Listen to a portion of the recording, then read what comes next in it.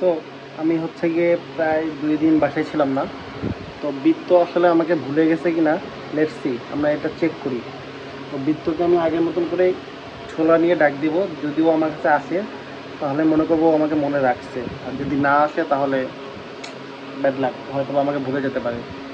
So check it, ওকে। ওই যে আমাদের বৃত্ত খুব ব্যস্ত। তো দেখি আসলে মূলত করে কি। বৃত্ত, বৃত্ত, দেখছেন বৃত্তের অবস্থা? তো এই যে বাবা, এই যে বৃত্ত, বৃত্ত, বৃত্ত, এই যে এদিকে আসো, এদিকে আসো, হ্যাঁ। হুম,